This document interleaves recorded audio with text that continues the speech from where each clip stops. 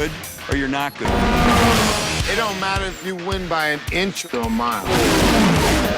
Winning's winning. It's more than just a hobby, it's a sense of identity.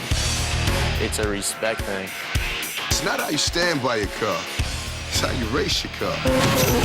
Racers will do anything for their passion. The guns, the women, the cars. This is what made me want to become an actor. Not just getting, pretty little girls to like stand around the cars.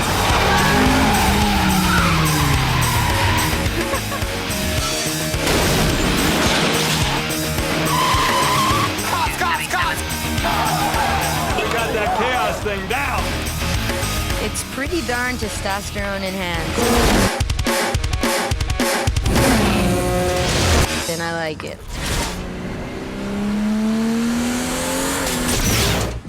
I got it on the internet. See a cool air intake. There was a magazine article that Scott Stuber at Universal saw. They introduced me to the article, and I thought this was just a great opportunity to enter the whole subculture of these cars and people, and it was a great idea for a movie.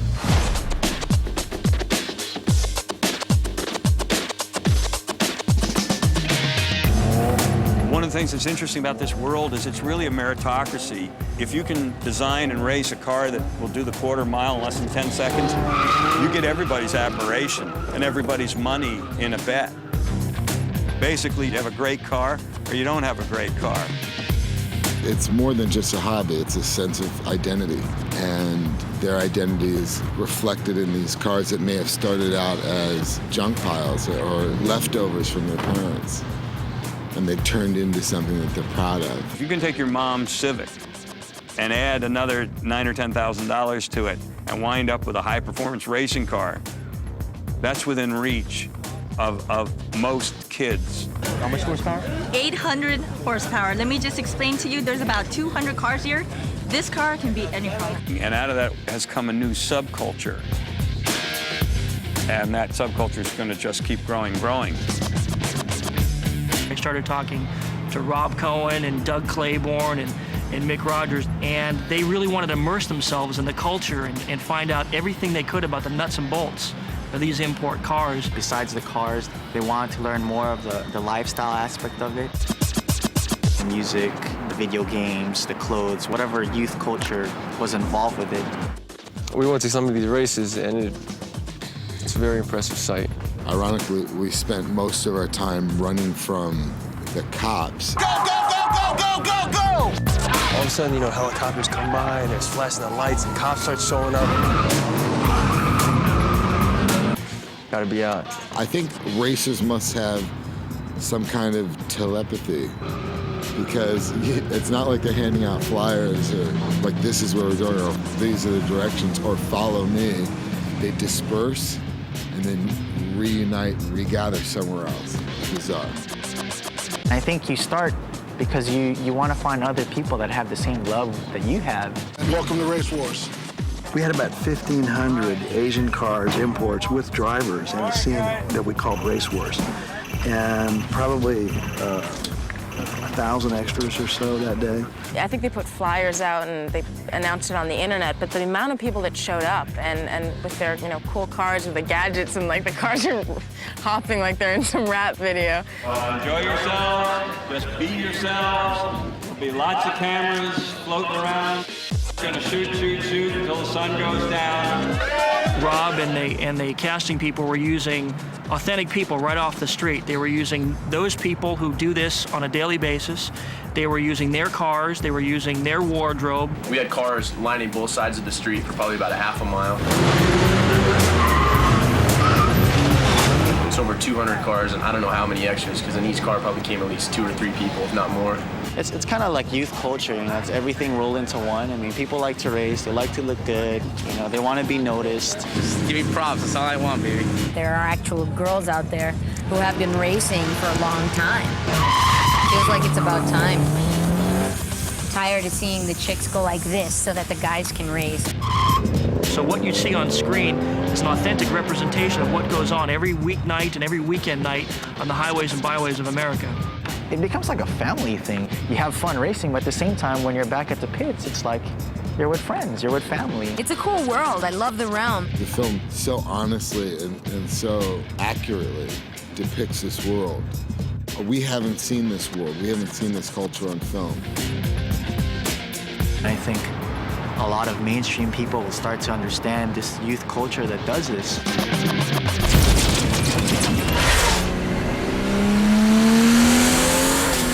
I live my life a quarter mile at a time.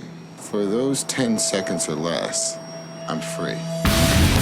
In a sense, a car is a symbol of freedom. They're canvases on which we can create images of speed and beauty. It's as important as the cars to be sexy as the actors to be sexy, because the cars are co-stars of the movie. We got fast cars and we got muscle. They were very careful in the selection of the cars that they used. Cars that were icons in this industry. No one gets locked out. Spare keys for all. These cars really are a representation of the legendary cars of our time. Some juice, baby, some juice. You're looking at cars that do somewhere between 140 and 180 miles an hour. Hopefully we stay alive in one piece. It's pretty crazy. 157 is fast. The cars, they don't have speedometers. Because if they had speedometers, the racers wouldn't be going that fast. Like, I don't care how fast I'm going, as long as I'm beating the guy. As long as I can't see the guy left or right of me, it's kind of like, that's okay, you know? They have no rear view mirrors because they never look back. And they have no speedometer because they never take their eyes off the road, and they feel how fast they're going. They feel their engine. How, as a filmmaker, are you going to dramatize that? I just had the idea of going down Vin Diesel's arm into the stick shift, into the fuel injection engine, to the actual explosion of the NOS, of the nitrous oxide, which gives the car its instant boost. I need NOS. You want more NOS? You got more NOS. Think of it as adrenaline in a bottle. When you hit that button, it takes what is chemically adrenaline for your engine and dumps it in there.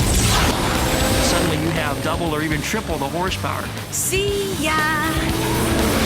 Is it safe? Yes, when used properly, it's safe in a drag race in a controlled environment. On the street, it's on the edge. You're lucky that 100 shot of NOS didn't blow the welds on the intake. Speed, it's intoxicating, and you know, men want to do it and women want to be there for it. We're going to try to take speed and the illusion of speed, which is very difficult to capture on film, and take a new leap into making you feel the actual experience of 170 miles an hour on a city street. You're attracted to the idea of controlling that speed. On green, I'm going for it. It's definitely adrenaline enhanced. It's freaking cool. I like it.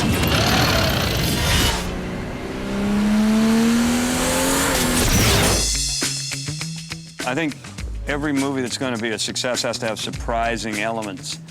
In this film, one of the surprises is a cast of real depth and a cast about to break in many different ways. It's your car. The first character cast was Paul Walker. I thought that Paul had a McQueen-esque ambiance around him, you know, that was beginning to emerge as he was taking that final leap from teen heartthrob to manhood. Yeah, I think every kid at one time or another, every boy anyways, has thought about being a cop. I've always been in the cars. I get to be a cop and a race car driver, so I really get the 1-2 combo. You know, he's very comfortable to work with, and he doesn't have an ego, and he's not difficult in any way. I love doing the action stuff. Initially, I tried to get in with Dom because he's one of the suspects. He teaches me everything about driving. He more or less takes me under his wing. And so I end up respecting him for that. Thought if I got in your good graces, you might let me keep my car. You are my good graces, but you ain't keeping your car. Who could play Dominic, the king of the racers, king of the streets, the anti-hero, Vin Diesel, in a minimal way, can create an enormous amount of energetic presence. And that truly is the foundation of Dominic. You almost had me. You never had me. You never had your car. Dominic is a person that has to be tough because it's the only way that he knows how to survive, and it's the only way that he knows how to take care of the ones he loves. He's got friends that have accumulated over the years to form somewhat of a family. Because you were the first out of everybody here to reach in to get the chicken, you say grace. Their appreciation for racing and their ability in racing, that's the one thing that kind of unifies them all. Mia is Dominic's sister, and she's also Paul Walker's love interest. The intelligence that Jordana brings to her part makes that relationship a very fascinating one to watch. You know, my brother likes you. Usually doesn't like anybody. She has a kind of remote, almost unknowable beauty. Jordana Brewster's such an amazing person and an amazing actress that it's very easy to assume that role of a bigger brother. You break her heart, I'll break your neck. Michelle Rodriguez has burst out as a new female force to be dealt with. We didn't really have a part for her, and we started to write a part as part of Letty, and then I evolved it further to become Vin Diesel's love interest. I play basically the girl who's like into cars and who's part of like the group, you know, who they pick on all the time, and it's kind of like that on-set and off. You know, she came out here all toughness and attitude. Ow! Pack it up before I leave tread marks on your face. Like many people who are like that, she has a very sweet nature. I mean, it's really cool. I get to race. I mean, he's been really open-minded. He let me do a lot of things that weren't originally in the script. Very, very proud and happy that she's in our film. We're very lucky to have her. It's a very seminal cast, and maybe years later people look back on this film like we look at American Graffiti and go, look at all those people who sort of emerged from this movie. This is the posse! Yeah.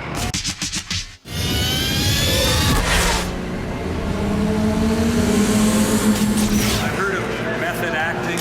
Yeah. It's like method directing. I think the director's most important job is the tone of the film. Put the gun down now! You are the cop! You're the cop, Brian!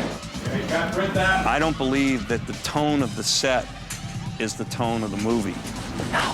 He's assertive, but at the same time, he's very, very calm. So that everyone around him can be as stressed as they want, but he's very calm, which is a miracle for directors, because they're the ones, I think, with the most pressure in this sort of situation. When you're asking 150 people to cooperate, to work well together, the looseness is conducive to that. Just doing a scene where Rob does a cameo as a pizza man. We ran out of money before this part was cast. What the hell's going on around here? Street's closed, pizza boy. Find another way home.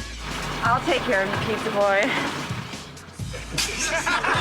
Our goals for each day are very specific, but if there's a little jocularity, Ladies and gentlemen, Mr. Vin Diesel. if there's a little friendly interaction, we're just, you know, putting the lubricant on the ball bearings that make the whole machine turn. Just the way it is. My job is to keep that tone in front of the camera while keeping the machinery that's making the film, the men and women who are all collaborators of mine to make this movie, work very easily together to achieve a common purpose. A great day. When that happens, you have a wonderful experience making the movie, and then you present the audience a wonderful experience as they watch the movie. All right, check the gates on that. We're not doing that again.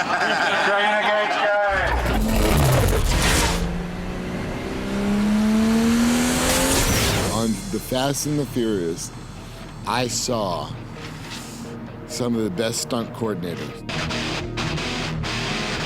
do work that I will forever be in awe. Visually, this movie is bitchin'. The way the car stuff's being shot.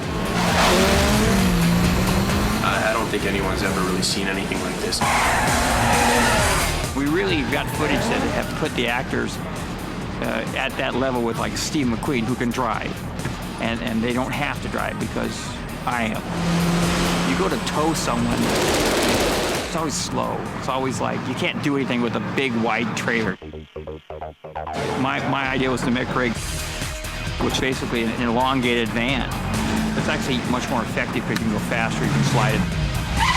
I went out on a limb because I could have been a goat, but I'm not because everyone's digging it. It's going to be the new standard, I think, for chase footage, putting actors in the chase.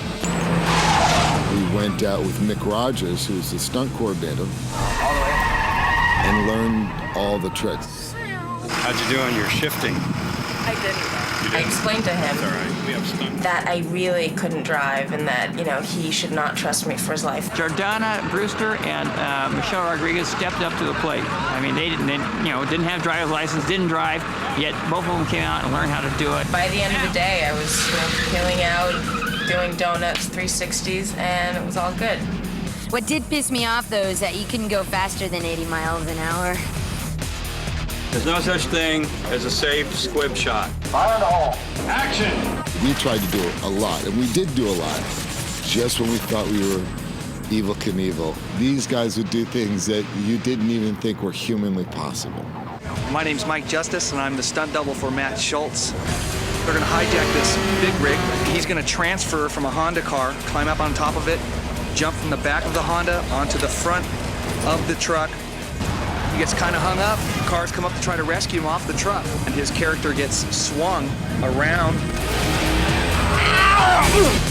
What we're doing now is tying in the actors. I'm Matt Schultz, and I play Vince. Now we've got him hanging onto the side of the truck, doing some of the actions at speed, 55 to 65 miles an hour. A highly dangerous stunt that's normally performed by professionals. But I was called in to handle the job today without any previous experience.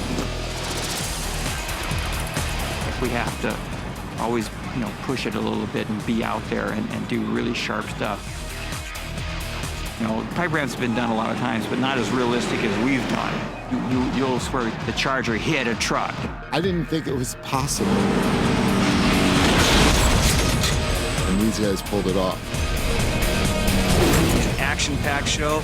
It's gonna do real well.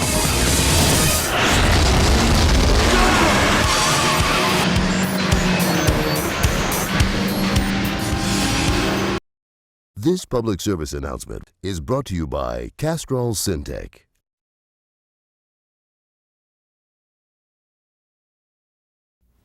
Hi, I'm Paul Walker, starring in The Fast and the Furious. All the racing stunts in our film are performed in a staged environment by professionals with years of training and experience. So with that in mind, be smart, drive safe, and stay legal. This public service announcement was brought to you by Castrol Syntec.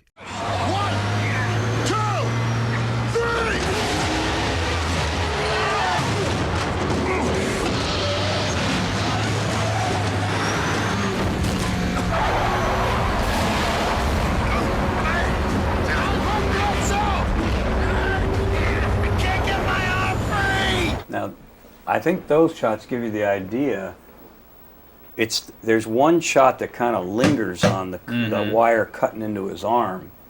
So the question is whether it's a cumulative thing. See, later on, too, we've got a real big close-up of it where it looks like it's cut his arm in half, haven't we? Yeah, and I'm thinking that I think that here the audience has gotten it subliminally, that wire is wrapped around his arm and has cut his arm.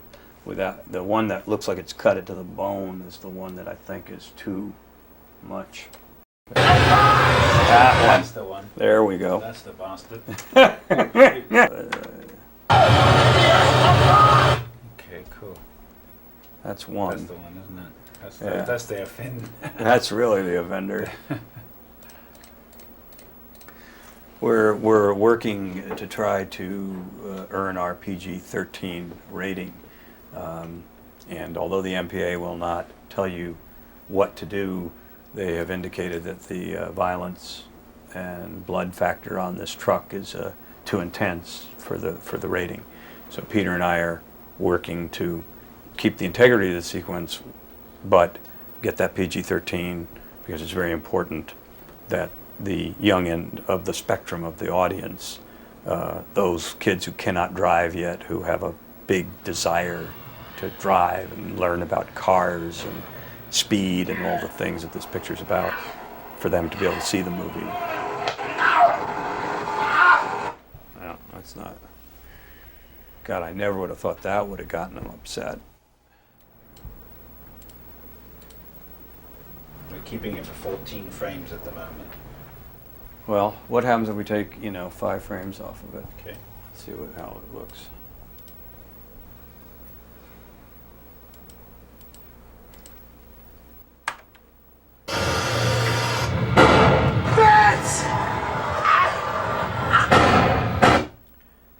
Well, that is still effective. He covers it very quickly. Yeah.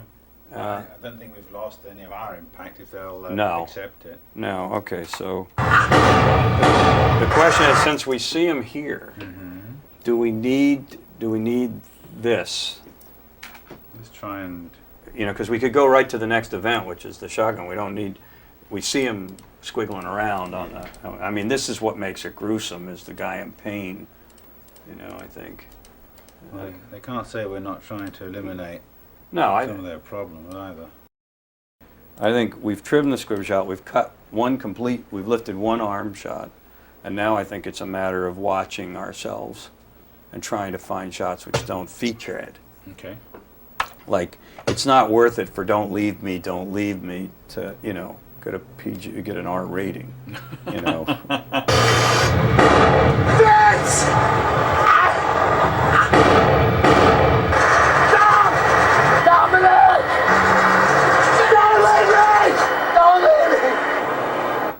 Well, that one could be. You could take that one out, Governor, because then we now then go to another event. Yeah. Why don't we drop the second one? Yeah. Okay.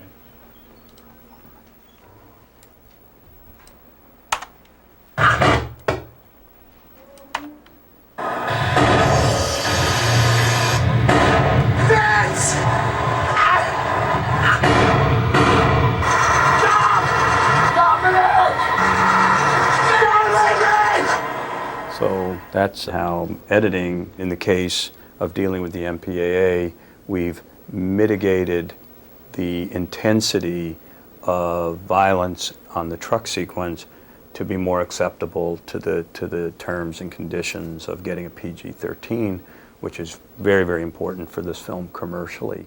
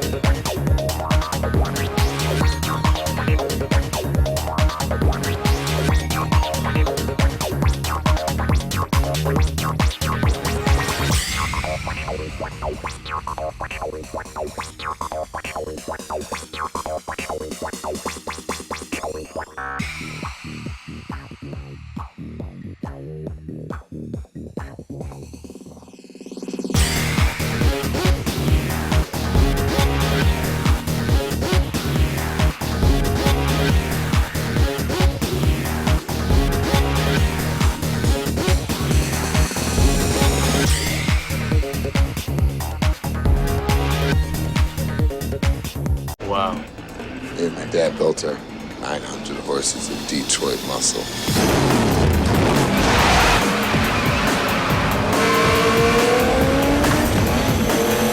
There's something very interesting about Dom's car. The real car that he loves is coveted. It's garage. That's his dad's car. It's something that he created. It is something in his heart, and that's an emotional car. The Charger, you know, Dom's car, he's afraid of it. You know, he's afraid of what it can do, and, you know, on some level, he's afraid of what he can do. Everybody loved that car with the Hemi and the supercharger. I mean, you know, everybody loves that thing. When it starts up, pulls out. The Charger, you know, almost killed him in the first movie.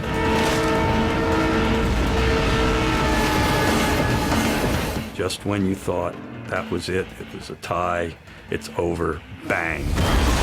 The shot where my Charger flips over is done by some of the best stunt coordinators. I will forever be in awe. When we did the final climactic big pipe ramp, you know, pipe ramps have been done a lot of times, but not as realistic as we've done. This is all done live, done real, no CG, one take. A very strong stunt, but one that was worthy to be the last stunt in the movie.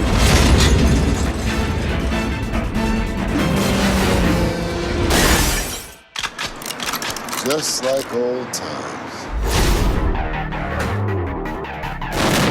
If you bring Vin Diesel back, you need to bring that Charger back with him. We're gonna see Vin's Charger from the first one rebuilt. I think it was a very good call.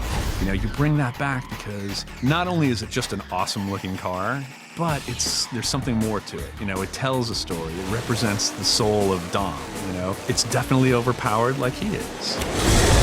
Chargers were extremely hard to find. We basically, with those cars, we actually bought total rust buckets. I mean, cars that typically you wouldn't want to purchase for a restoration job. Yeah, this is actually what you had built, but we did lower the whole assembly. Is this something that you guys are building, or is this something? Yeah. The problem with these cars is they're obviously, you know, hard to come by. Parts are very rare and very, very costly. And we needed, I think, you know, at the end of Fast and Furious 4, I think we went through probably 8 of these cars. When we first started putting these cars together, just front fenders, we were paying $700, $800 for a less than perfect fender. And then we just realized, you know, we're never gonna have enough. There's just not enough out there. So we had a company actually build a mold, and we just created everything out of fiberglass. So the whole front clip in the car is something that within, you know, 2 days, we could have an entire front clip for a very economical price. You know, we resheeted them with new doors, new quarter panels, filled the roofs with lots of Bondo. I mean, it was great for us to get the first one done here and go out and test drive it. I mean, it looked great. This is more the final version of the car. When they actually completed in that sequence to go back down to Mexico, the car is actually in a primer state. Once again, as you can imagine, this car had a ton of action in the film, so they had to be built to handle a lot of abuse, especially with the terrains we were involved in on this one. You know, rocks, creeks, you name it. So we try to make all the cars as easily serviceable as possible. And to do that, they went with a basic Chevy crate motor, 350, and turbo 400 transmission, you know, Ford 9-ish like every other car we have on the film, Willwood brakes. And the beauty of doing that is, for instance, if they crash a Torino, we can pull the motor and transmission out and we can put it into a Charger. And overall, this car was the car that I was probably the most concerned with on the film. I thought, God, these things are gonna be dropping like flies, just because they're not made for that type of abuse. It's a unibody car, and like I say, the jumps and bumps and everything else they were doing these things, I thought for sure they'd be one of our biggest downfalls. But as it turned out, the cars really never let us down, and they were subjected to some unbelievable abuse. But they kept on going.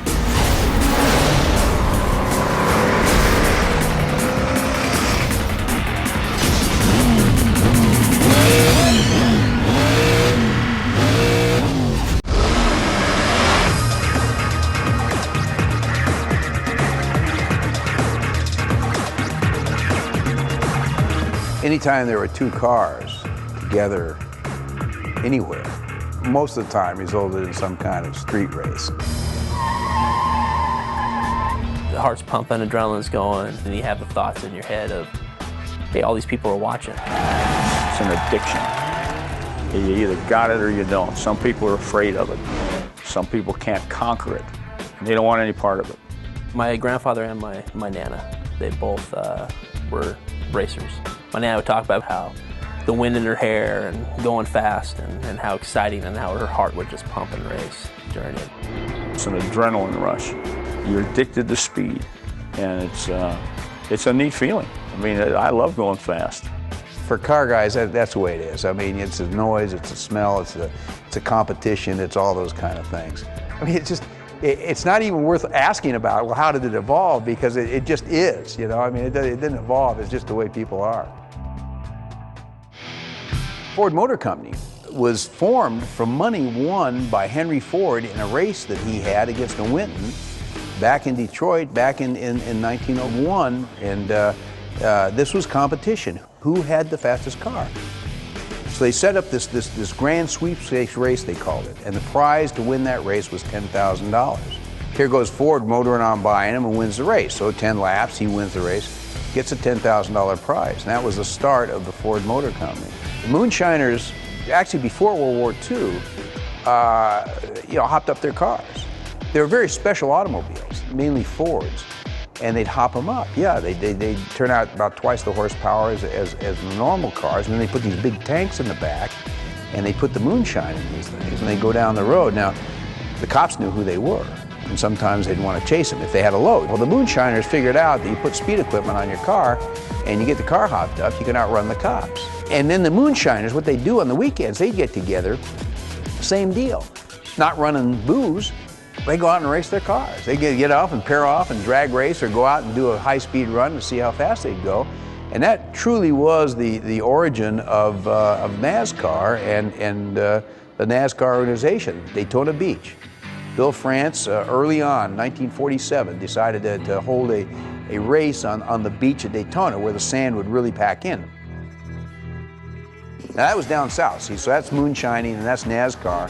Out here in Southern California, it was drag racing and just going off one to one. The servicemen came back from World War II, were building these cars, we were hopping them up. After World War II, you couldn't get a new car, so they did an old car. They get an old Ford, generally 1930s, 32, 34 Ford.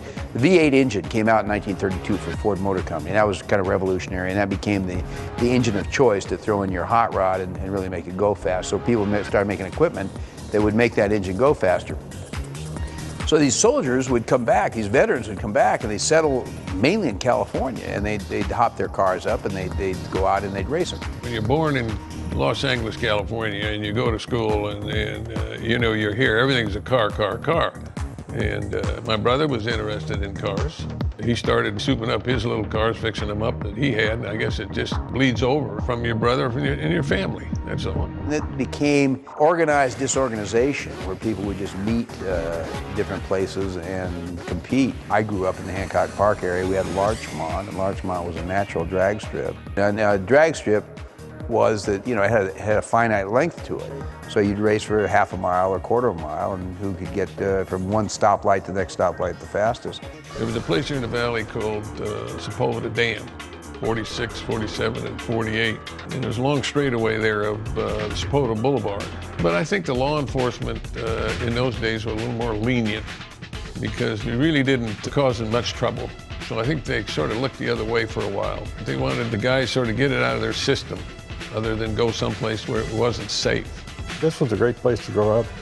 If you were interested in cars in the 50s and 60s, I'm sure the climate had a huge, impact on people in cars because, weather was great. You didn't have to worry about sliding into a snowdrift. And you had out here in California, not much traffic, great roads, and it was just a natural, particularly here in Southern California, for street racing to really evolve into what it did. A lot of the innovation was, born in California and then traveled east. The technology and stuff we kind of got around. But what happened out of all that was a real large safety factor. A lot of these cars were just thrown together. They didn't handle well. They didn't have any brakes. Maybe the motor went well and the car went fast, but the rest of it didn't go along with the way the motor was performing. You had people getting killed and people killing other people, and that's led to the evolution of the National Hot Rod Association. Tried to make it legitimate to go out and race your car, and so they'd go and sanction races all over the country. What evolved out of the street racing and the NHRA was drag strips were set up around Southern California. In the Los Angeles area, any one time there's probably at least a half dozen drag strips that were open on weekends, mostly Saturdays and Sundays. You could take your car and race against another person, and kind of a match race. It wasn't really that organized, but it was at a track where it was safe. And for us, it was pretty much a family deal. Most of the people that raced in the category that we raced in, they all had families, and our kids, would hang around with their kids, and it was a fun time. And then slowly, as the population built and the houses were built and the property was so expensive, they were gone. Once the track shut down, and street racing about tripled from what it was before the track to after the track. So you'd gotten all these people into it. It was a legal way for these people to race, and now it's like, where are we going to go to race? Where are we going to go to get the same adrenaline rush? And so people went to the streets. You have the same problem today. In 2008, 2009, we have the same problem. The kids still go out and want to go out and race their cars, who has the fastest car. So you have these outlaw drag racing, street racing things going on down in industrial areas of different cities around Los Angeles and the rest of the country. And people are getting hurt. People are getting killed, doing this. Now the kids that are driving today, they're 17 and 18 years old that are street racing, are running 120 miles an hour. There's still that adrenaline, macho, testosterone. You pull up to the stoplight and boom, boom. I do it now. I got a new Corvette and it's radical, and I pull up alongside of a car. I pulled up alongside of a Porsche the other day and I looked over at him and I wanted to really hammer it. But the speed is so fast that you can get into trouble so quick and these kids can't react to it. You get the itch, but then you got to scratch it. You don't want to do that anymore. You want to do that, go out to a drag strip someplace and get it out of your system. I can tell you, sitting here today, I'm lucky to be alive. And I count my blessings, and all my buddies are still alive, and all my buddies are still my car buddies from back when I was 13, 14, 15, 16 years old. My high school buddies and all that are still my closest friends. We have that bond that the automobile brings you. I think with my grandfather's era and my dad's era, it was more of a want of racing, just a want to have a good time. And nowadays, it's kind of gotten into money. People won't race for under $1,000. My daughter's the one I worry about when it comes to racing, because she is very much the adrenaline. She loves that, and she really wants to keep the slogan of, girls rule, boys drool going. Ask any racer, any real racer. It don't matter if you win by an inch or a mile. Winning's winning. The best thing about racing cars was winning, and the accomplishment of taking something and making it go faster. So that's really the origin of the thing as it evolved through the years. And, it's the same back in 1900 as it is today.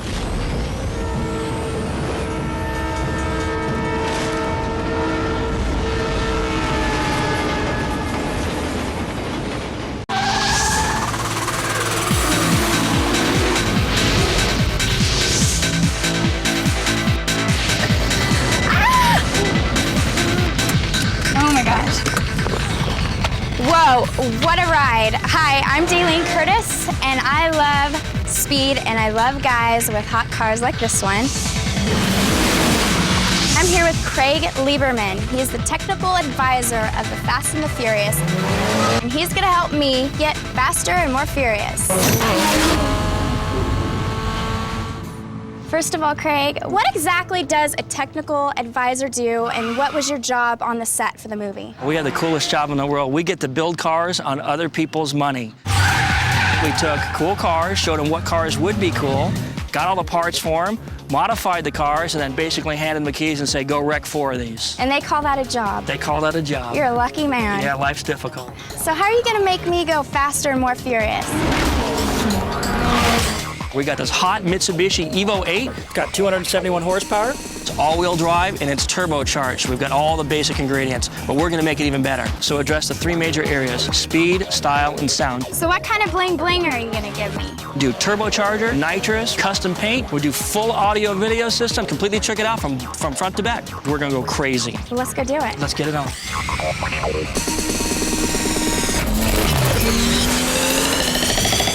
What kind of stuff are we gonna hook up in this car?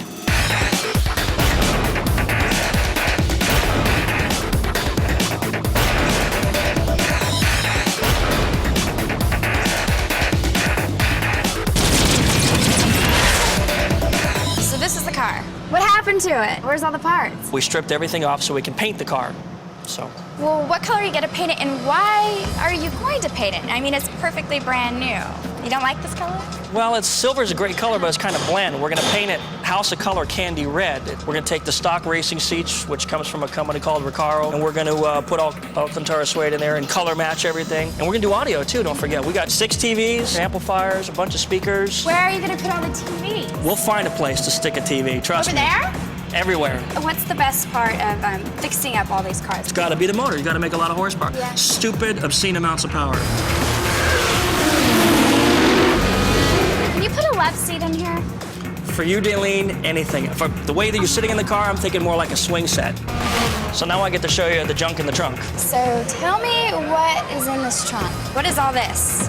I don't really know. Spare parts. We always have a few extra when we're done with cars. I don't know why.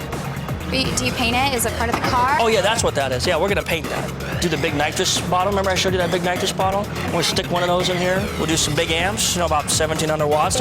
Big, thigh-slapping, blood-pumping, nuclear brain damage kind of causes sterility in men kind of amps. And then some big speakers, some big woofers. Okay. Got big woofers. I don't understand why you men have to have everything big.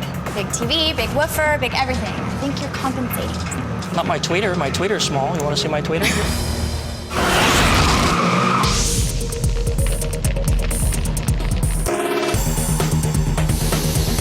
We're doing a base coat of solar gold metallic. We actually have to start with a different color because it's a candy, and candy basically means it's opaque.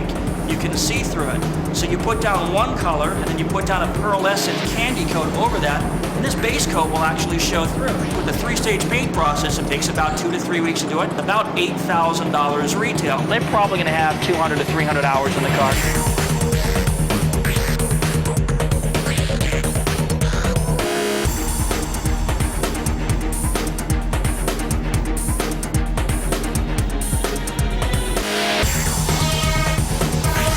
Now comes the hard part, putting it all back together.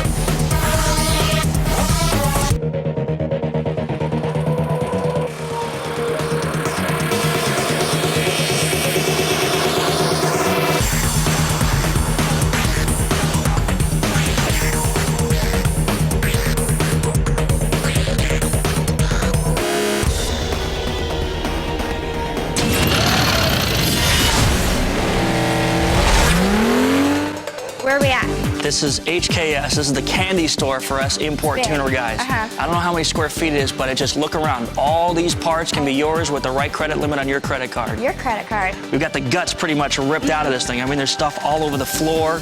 Wheels and tires are off the car. Well, we're starting to get into the mechanicals, and the car comes pretty zoomy from the factory. It's about 271 horsepower.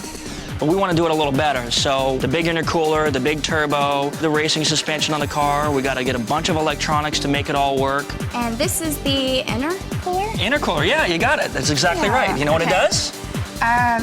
No? Do you want to know what it does? Yeah, I do, actually.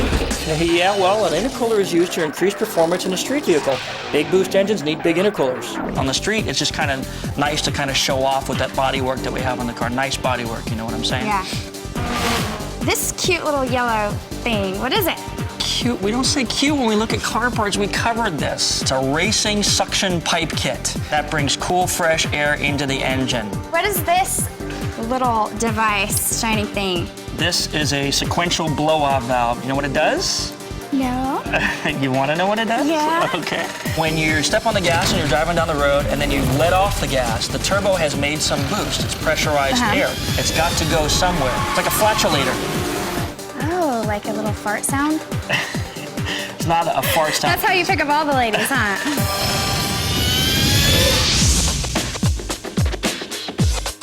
Okay, Craig, here we are under the car, and I thought everything goes at the top part of the car.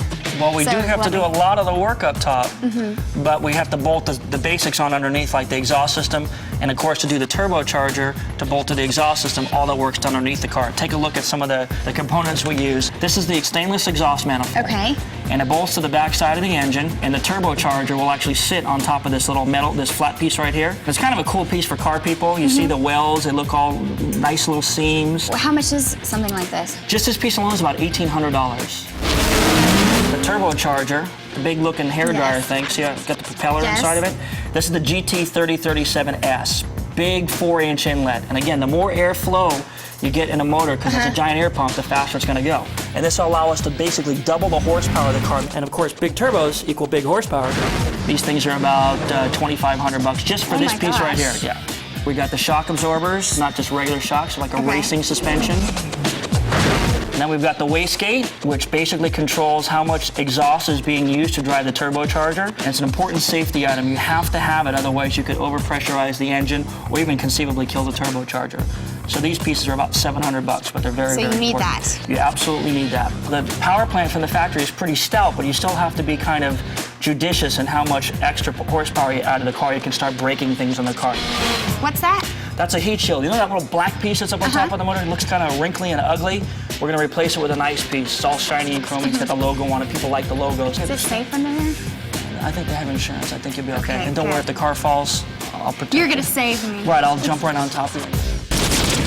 The whole thing we were going to do up front with the turbo all ends right here with the HKS high power exhaust system, TIG welded. Really cool piece. Going to make the car sound nice. Actually shoots flames out of the back of the car. Flame? Some of the cars will actually shoot fire out of the exhaust. Really? Yes, when they're running very rich in a race environment, they'll actually shoot fire out the exhaust. Is that safe? It is, as long as you're not a hairy-legged person standing right behind the back of the car. Yeah. Okay, so what is all this fun little cute stuff? Well, with all those electronics that we have to put inside the car, everything's got to be utmost quality. So when they put all those performance parts on the car, we're going to want to protect them. The turbo timer is a little like countdown meter that lets the car idle after you shut the motor off. And what that does is that keeps oil circulating through the turbo and through the motor. It helps prevent coking in the turbo, which is a very powerful killer of turbochargers. Then, of course, you're going to need some kind of electronics to control the turbocharger, the boost levels, how high the boost level goes. And you've got the boost control, the EVC, got a really cool bar graph display, and you've got two different boost settings.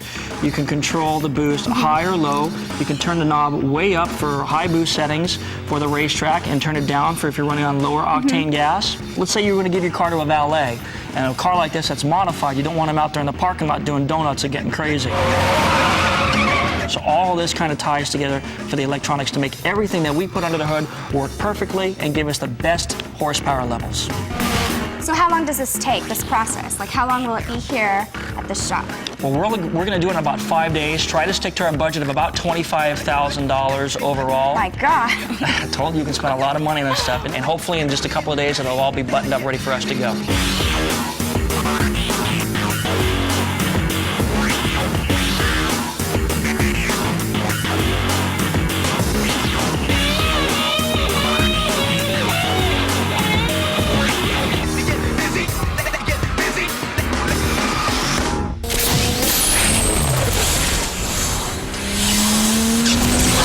Some money. This looks good. Check it out. Check it out. It's all there. Everything we laid out on the table, everything we laid out on the floor is all in the car now. The big intercooler, the big turbo kit, the racing suction pipe kit, all the suspension stuff, it's all there. So is this car legal? Actually, most of the parts can work with the stock turbo kit, which are very legal in California and in indeed all 50 states. We kind of went above and beyond. It's really an off-road kit. This is pretty much a racetrack car now, so you're not going to take it out on the streets. It looks a little lower. Is it lower? Yes, very astute observation. We did want to lower the ride height of the car, and that'll lower the center of gravity. It looks good too, right? Yeah, I like it. If you take a look from the side of the car, you really start to see the difference in the car's overall lines. It's starting to look sexy now. Can you see where it's different? I can see where it's different. It's different a little bit right in here. It's a little close to the tire, right? Exactly. The tires are starting to look... Why is that? Well, we've tucked the tires by using that adjustable suspension. It gives the car a real aggressive stance. Now, why are you going to take perfectly nice rims and take them off and put those?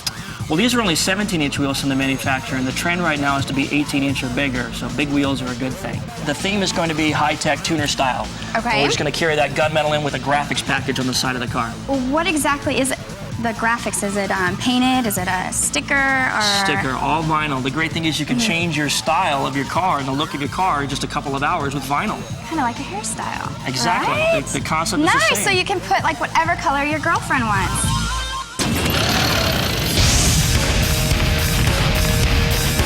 We're finally all done at the engine shop. Yay! So now we're moving on to the interior and doing the audio video stuff. This is your favorite. That's the best part of the project for us because the car really starts to come together and really starts to have the bling bling element. So tell me a little bit about the interior. Well, we changed some things out. We had that good factory Recaro interior, which, you know, we really don't want to mess with that too much. So we took it to Stitchcraft, who does a lot of work for Fast and Furious 1. Which hooks it up. We'll definitely hook us up on this project. They just about finished the interior with the, you know, inserts of the upholsteries. I like it. But the real thing we're having them do is the audio video in the trunk. So you're telling me all that stuff is going in this car? About 95% of it will actually have to go in the trunk of the car, yeah. Very tricky. Now we're here at the trunk of the car, we can start to see the audio video equipment starting to be wedged in here. Well, this is pretty much the final layout of how we're going to do the car. So the speakers are going to go one here, one on the other side, the 2 amps, the Fast and Furious Nitro system. Where's the TV go? That's going to go up here. We'll put it up here so when we flip the trunk lid up, we can see it at car shows. And you can see we've actually got a lot of room in here, even with the 2 woofers and the Fast and Furious Nitro system. There's a lot of room at the front of the trunk, so if we need to put some extra equipment, batteries and stuff. So we're in my favorite spot. We're in the back seat, and I'm in the back seat. The back seat? The back seat with the supermodel. Oh, so you say this to all the women, huh? I'm a class guy. I take my women to nice locations. We couldn't be more classy than to be in all suede interior, all suede. T-tone custom stitch, Recaro seats. I like it. It looks good, starting to come together. It is. Well, we've got the head unit that we're going to replace with that motorized pop-up LCD screen. Okay. And that'll be a DVD player too, so you can watch movies in the car. The Fast and the Furious. We'll have speakers surrounding you everywhere, a lot of music in here and a lot of pictures, so it'll be great. Now, the TV's in the car, is that legal? It is. There's actually an interface mechanism with the emergency brake, so the car has to be parked in order for the picture to come on. Ah, that's very smart. So you're safe and sane. Yes. We're pretty much done here in the car, on the inside anyway. So are you saying get out of the back seat of the car? No, I'd like to keep you in here as long as possible, but these guys have work to do, so we'll save pleasure for later. Okay, let's go. All right.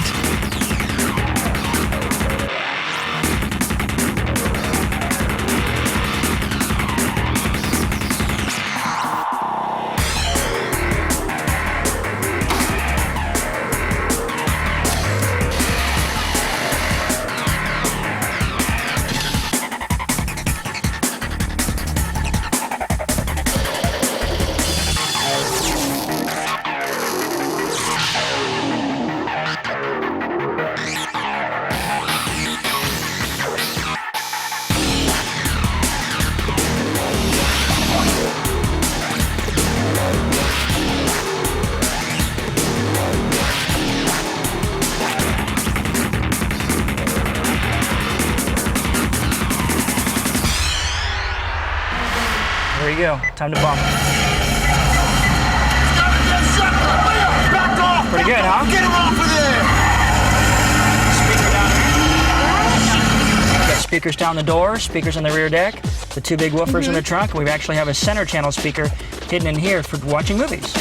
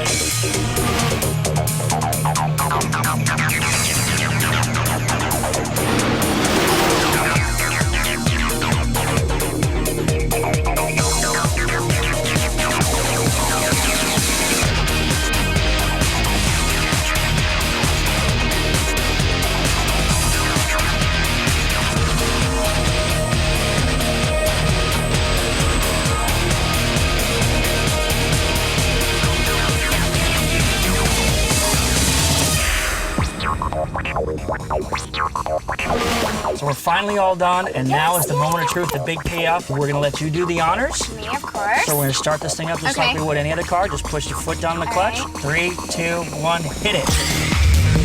Rev it, let's listen to it. Higher, go all the way to the rim.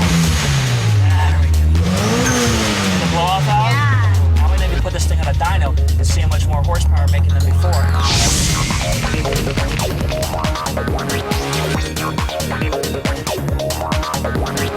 we got to make sure that everything works right. We put that crazy turbo kit in the car. So we're here at XS Engineering. They're going to strap it to this four-wheel drive dynamometer. We'll measure the horsepower and we'll tune the thing up, make sure the boost comes on right at the right time, and hopefully we put down some big power numbers.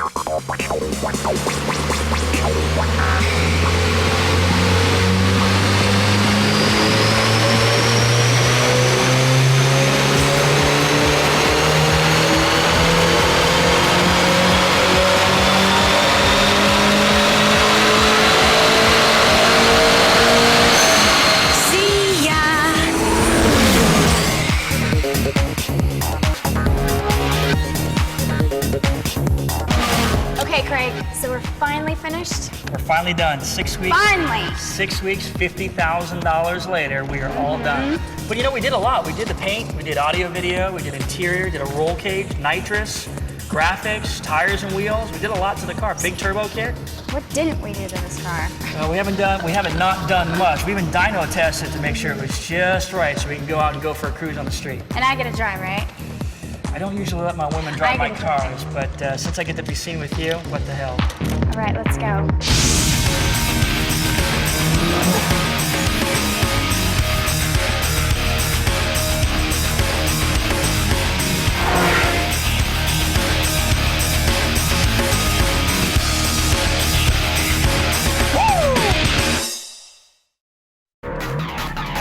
Hey, I'm Paul Walker. Welcome to the set of Fast and the Furious 2. Where I'm driving and you're not.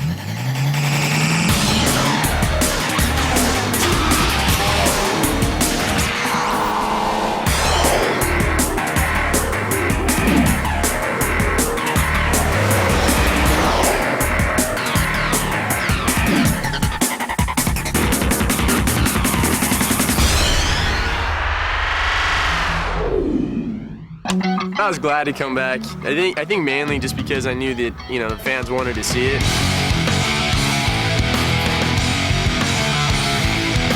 And this one is basically Brian O'Connor's getting back to his roots. His roots being his childhood with Roman Pierce, Tyrese Gibson's character. Listen, all you gotta do is come to Miami and drive with me. It's kind of a cool setup. We're like brothers in this movie, basically. It's my boy right here. That's my dad. To get me and him on camera together is a great combination because we're from two different worlds, but yet we're perfect on camera together. I just think it's a great balance. Watch out, girl, that hurt.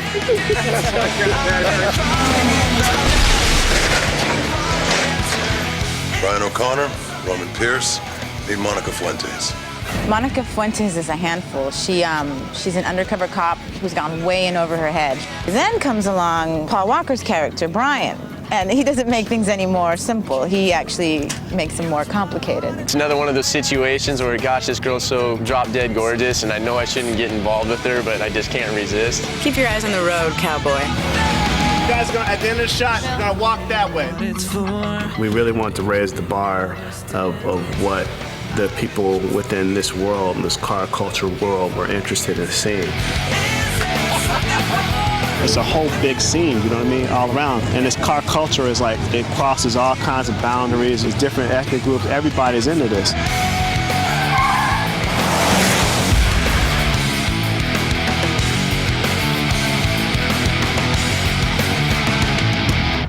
In the first Fast and the Furious, the cars we had were more, I guess, practical cars. But in this one, we went for more exotics.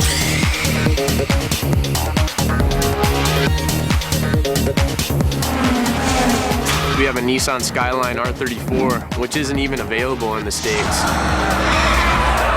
We have an Evolution 7 that we're using, made by Mitsubishi, which is cool. You got the modern, the new stuff, and then you got the classics that got its own little feeling to it.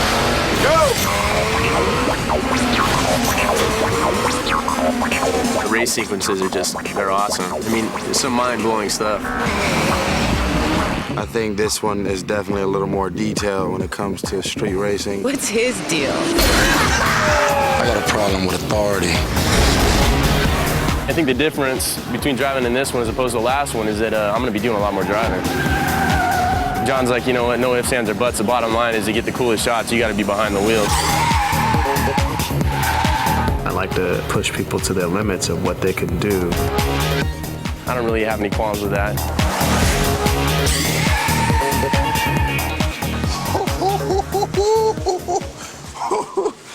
Don't even think about taking the convertible.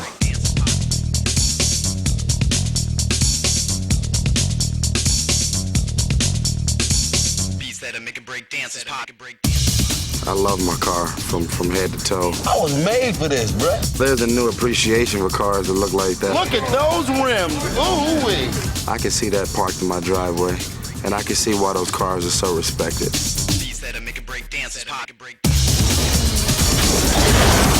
They wanted it in a different place, they wanted a different setting, so they wanted another cool city, and so they went for Miami. Girl, where you going? Miami, Miami.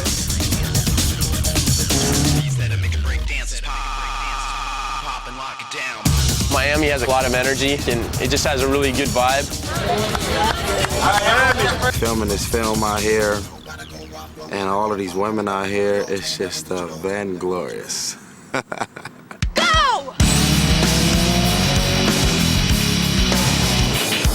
I want people to be in the theater and just moving with the cars and feel the electricity that's coming from what's happening on the screen. You know, it's like, bam. Every day is an adventure, you know what I mean? No 2 day on the set is the same. Rarely do you have the luxury of going into a movie that you know people want to see. All the variables are in place, it's like it's got to hit.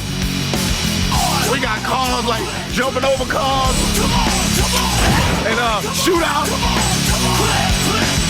This one's going to be larger and better than the first one, there's no question. Click, click.